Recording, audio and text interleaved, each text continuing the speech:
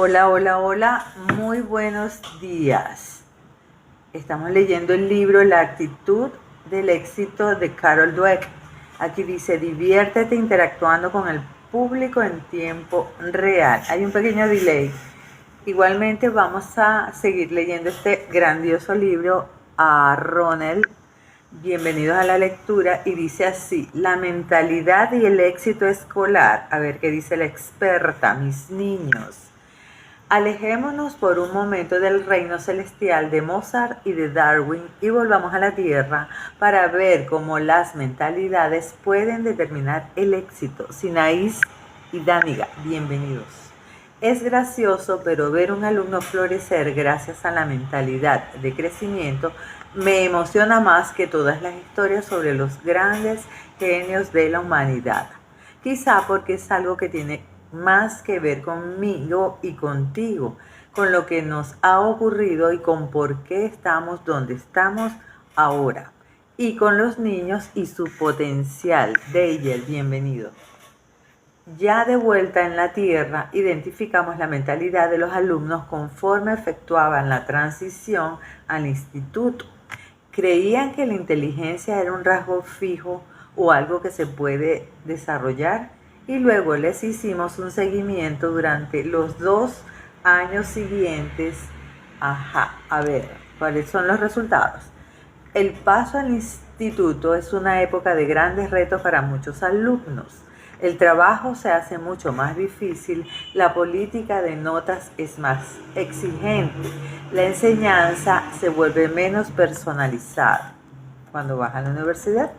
Y todo esto ocurre mientras ellos se enfrentan con su nuevo cuerpo y sus emociones adolescentes. Las calificaciones académicas lo acusan, pero no lo acusan de igual modo las de todos. No. En nuestro estudio, esto es cuando entran en bachillerato, en nuestro estudio solamente los alumnos de mentalidad fija sufrieron un descenso.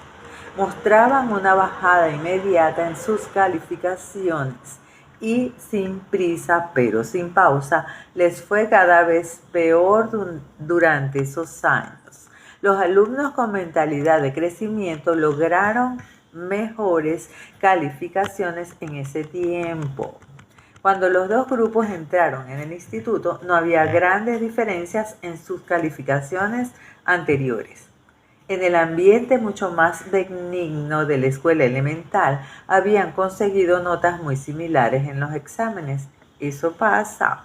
Las diferencias aparecieron cuando llegaron a los desafíos del instituto en bachillerato. El libro se llama La actitud del éxito y lo escribió Carol Dweck.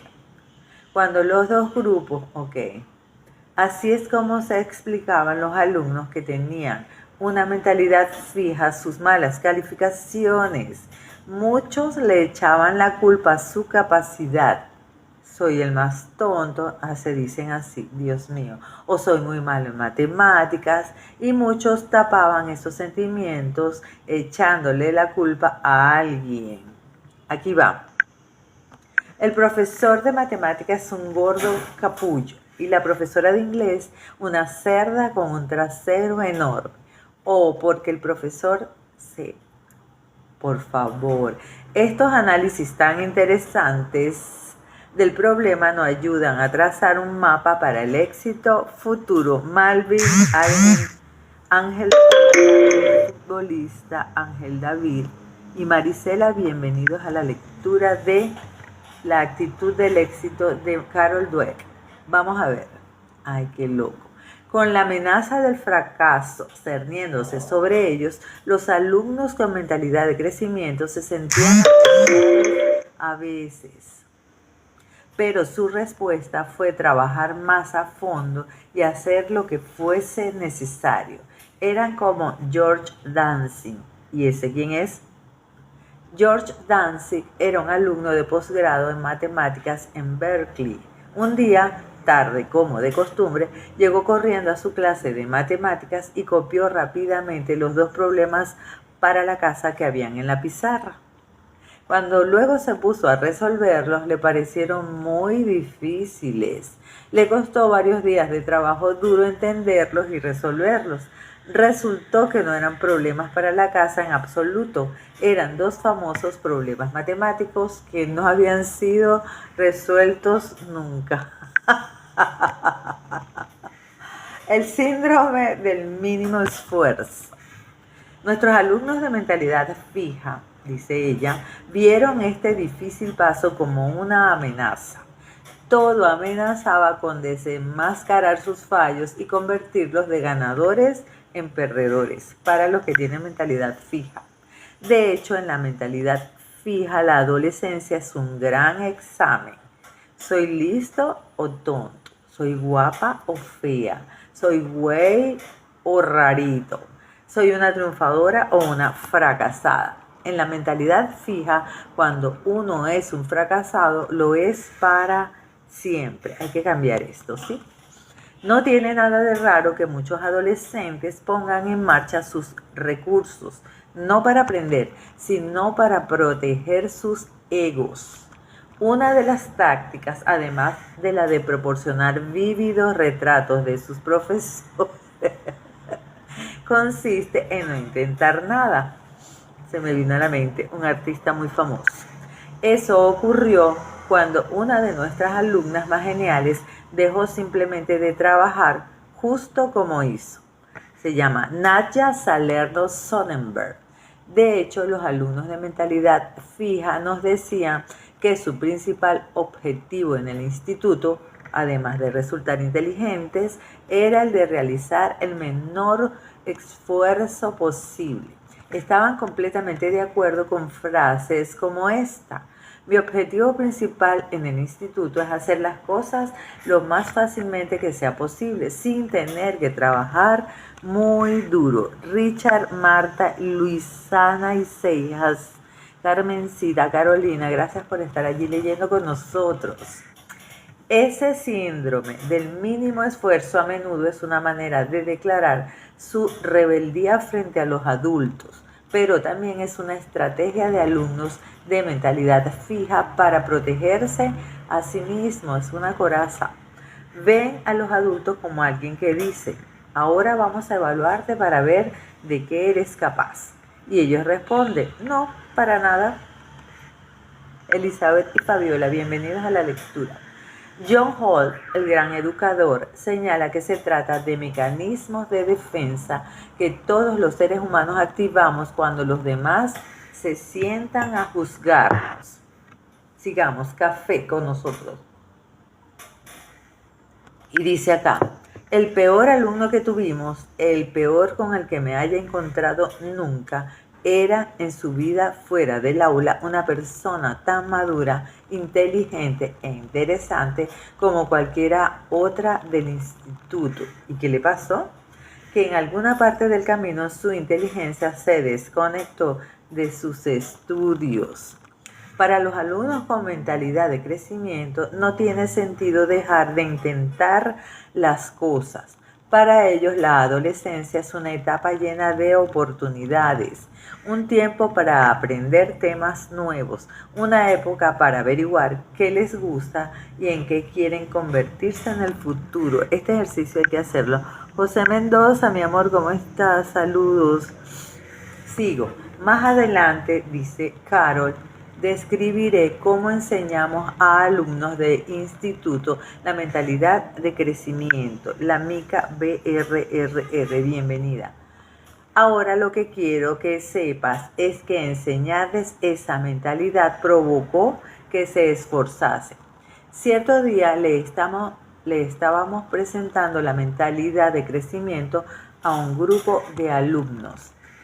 ¿Quiere decir que no tengo por qué ser tonto? Trabajó desde ese día, se quedaba hasta tarde para hacer sus deberes escolares, lo que no había hecho nunca. Empezó a entregar los trabajos antes de tiempo para obtener una revisión previa y así poder mejorarlo antes de la entrega final. Ahora creía que trabajar duro no te hace vulnerable, sino más inteligente. Lo podemos cultivar, qué alegría. Encontrar tu cerebro. A ver, un íntimo amigo me hizo llegar recientemente algo que había escrito, un cuento poema que me recordaba a Jimmy y su esfuerzo. La profesora de segundo curso, 8 años, de mi amigo, la señora Beer, había hecho que cada alumno dibujase y recortase un caballo de papel. A continuación puso en fila todos los caballos sobre la pizarra y les dio un mensaje de mentalidad de crecimiento. A ver, esto para un profesor, un maestro es buenísimo. Vuestro caballo solo es tan rápido como lo sea vuestro cerebro. Cada vez que aprendáis algo, vuestro caballo se moverá hacia adelante.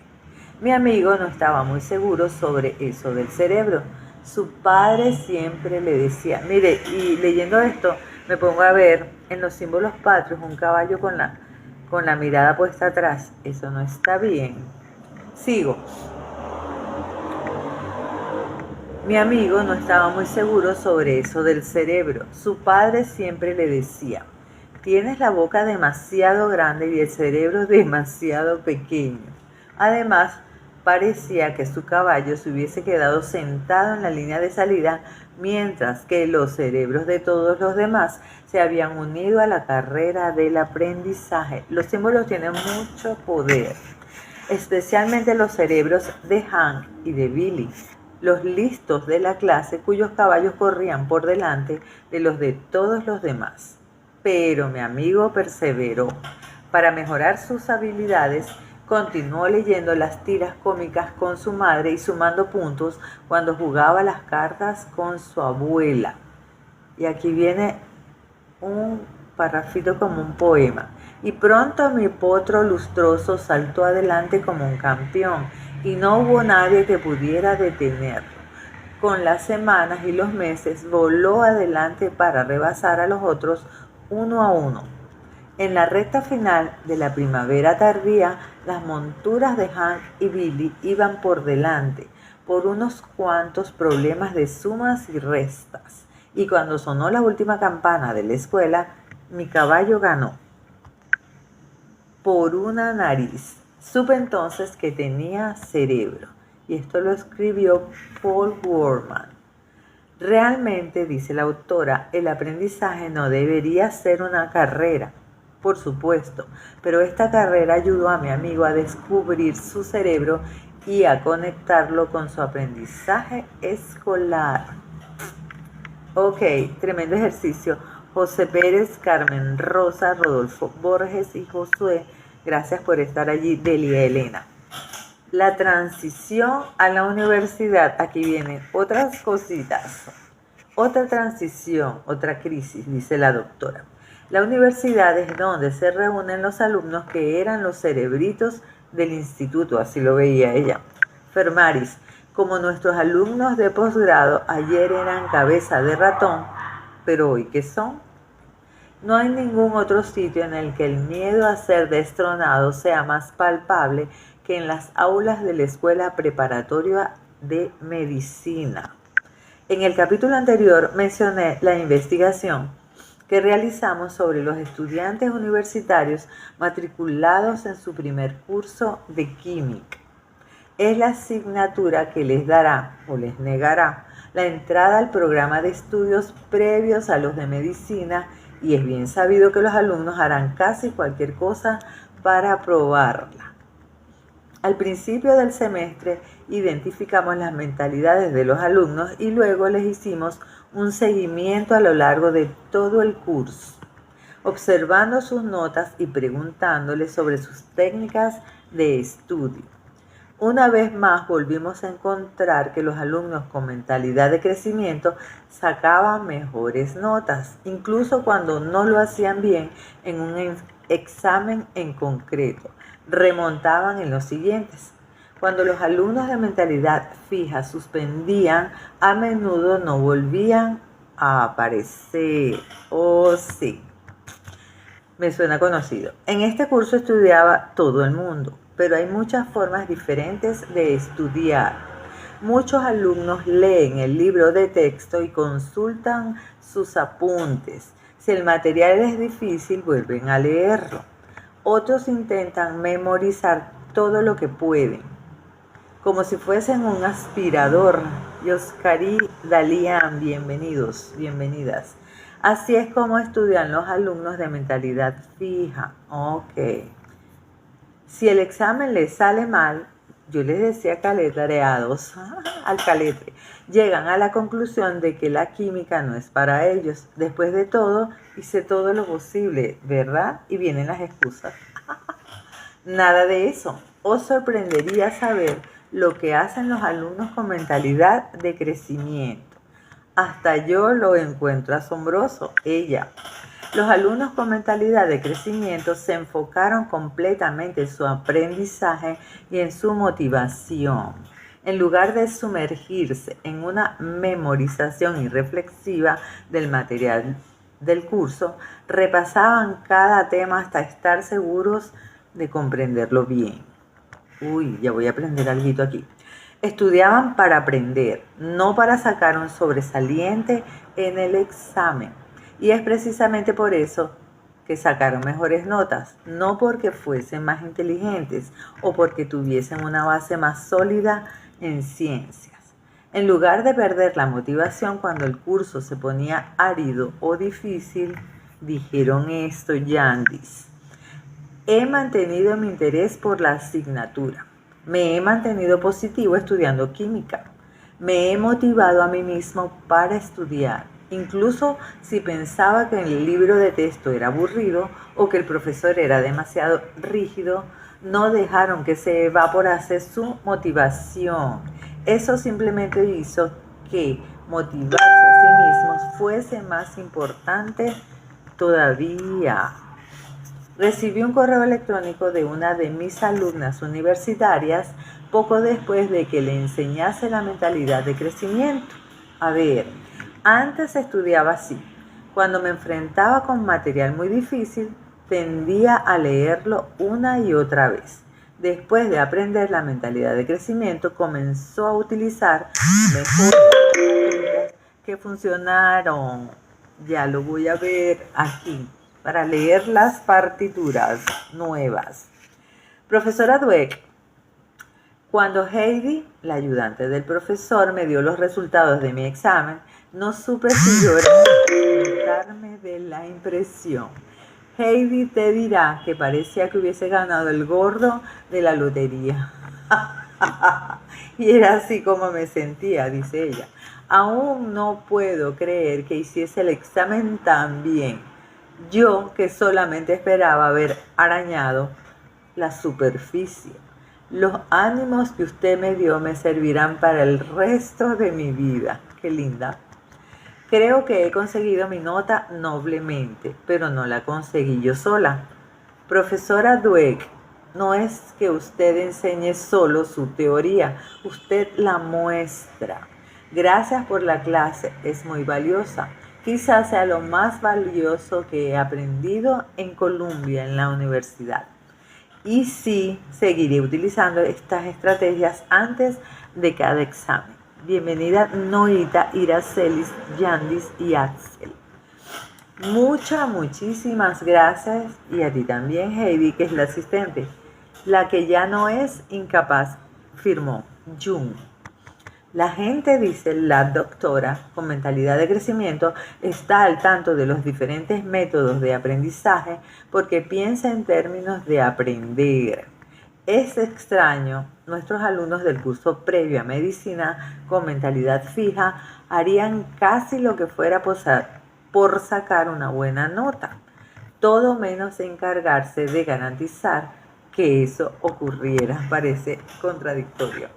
Estamos leyendo La actitud del éxito de Carol Dweck. Sigamos. ¿Nacidos iguales? Una pregunta. ¿Significa eso que cualquiera que tenga la mentalidad adecuada puede hacerlo bien? ¿Todos los niños nacen con el mismo potencial? Vamos a empezar por la segunda pregunta. No, dice ella. Algunos niños son diferentes. En su libro Niños superdotados, Ellen Wiener ofrece descripciones increíbles de niños prodigio que parece que hayan nacido con habilidades superiores y con intereses obsesivos y que, por medio de una búsqueda incansable de esos intereses, llegan a ser adultos maravillosamente dotados. Oh, oh. Gracias por estar allí. Sigo. Michael era uno de los más precoces. Jugaba continuamente a juegos que tuviesen que ver con letras y números. Hacía que sus padres le respondiesen interminables preguntas sobre letras y números y hablaba, leía y practicaba matemáticas a una edad increíblemente temprana. La madre de Michael afirma que a los 4 meses de edad, no lo creo, el niño dijo: mamá, papá, ¿qué hay de cena? A los 10 meses dejaba atónita a la gente en los supermercados leyendo las palabras de los carteles. A los 10 meses, qué barbaridad. Todo el mundo suponía que la madre hacía alguna clase de ventriloquia. O ventriloquia, no ventriloquia. El padre cuenta que a los 3 años no solo practicaba álgebra, sino que descubría y demostraba reglas algebraicas, por Dios. Bienvenido Orlando, salud. Catherine Rebeco, gracias por estar allí, por los comentarios, los toc. Miren este caso de este niño prodigio. Michael empezó con una habilidad especial, pero para mí el rasgo más destacado es su amor extremo por aprender y por los desafíos. Los padres eran incapaces de separarlo de sus absorbentes actividades. Ocurre lo mismo con cada niño prodigio que Wigner describe. Muy a menudo la gente cree que el don es la misma, pero lo que lo alimenta es esa constante e interminable curiosidad y la búsqueda de desafíos. ¿Es habilidad o es mentalidad?, pregunta la autora. ¿Era la habilidad musical de Mozart o el hecho de que trabajó hasta que se le deformaron las manos? ¿Era la habilidad científica de Darwin o el hecho de que reunió incansablemente una colección de especímenes desde muy niño? Prodigios o no, dice ella, la experta, todos tenemos intereses que pueden florecer como habilidades. De niña me fascinaba la gente, especialmente los adultos. Me preguntaba, ¿qué hace que tenga la mente tan espesa? De hecho, hace unos años, uno de mis primos me recordó un episodio que tuvo lugar cuando teníamos los dos 5 años. A ver, gracias mi amor, el mata vieja. Ok, sigo. Gracias por estar allí con nosotros. A ver, ¿cuál fue el episodio? Estábamos en casa de mi abuela y él se había peleado con su madre porque no le dejaba comerse un caramelo. Después estábamos sentados fuera en los escalones del porche delantero y le dije: no seas tonto, a los adultos les gusta creer que están al mando. Tú solo di que sí y luego te comes el caramelo cuando quieras. ¿Eran esas las palabras de una psicóloga incipiente? Lo que sé es que mi primo me dijo que mi consejo le había venido muy bien. Curiosamente, se hizo dentista. Nos quedan 2 minuticos de lectura y creo que me da tiempo de leer este otro párrafo. Gracias, Orlandito. Sé que estás mejor. Dios te bendiga. ¿Puede irle bien a todo el mundo?, pregunta ella. Ahora volvamos a la primera pregunta. ¿Es todo el mundo capaz de realizar grandes hazañas con la mentalidad apropiada?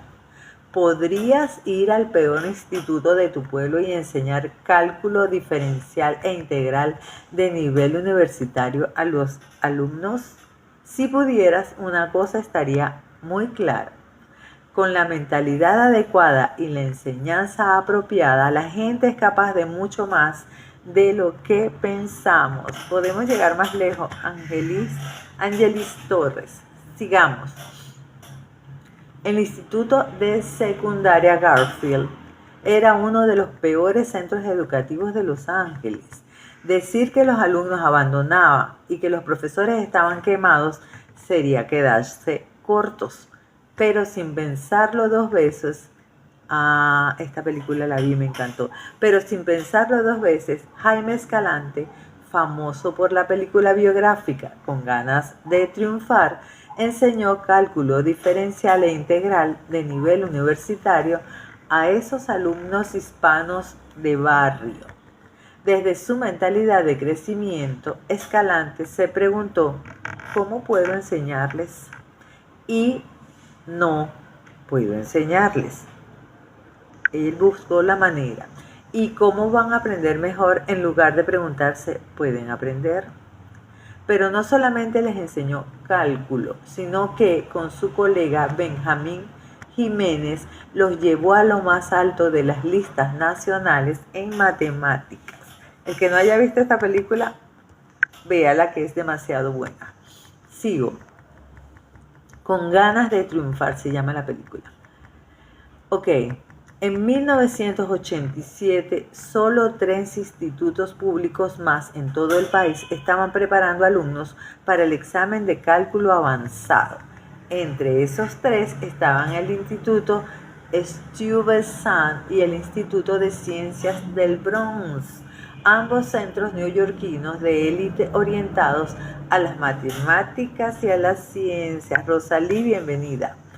Es más, la mayoría de los alumnos de Garfield sacaron notas que eran lo bastante altas para darles créditos en la universidad. Ese año, en todo el país, solo unos pocos centenares de alumnos mexicanos estadounidenses superaron el examen a ese nivel. Eso significa que hay por allí un montón de inteligencia que se desperdicia al subestimar el potencial que tienen los alumnos para desarrollarse. Bueno, voy a dejar la lectura de La actitud del éxito de Carol Dweck hasta acá. Dejo colgada la lectura de hoy en YouTube, Instagram y TikTok y nos vemos mañana aproximadamente a las 8 de la mañana, hora de Venezuela. Que tengan un feliz día, mucha salud, mucho éxito y expandir esa mente. Leyendo, bailando, buscando la manera. Gracias por todo. Gracias, Mena Puerto. Chao, bye.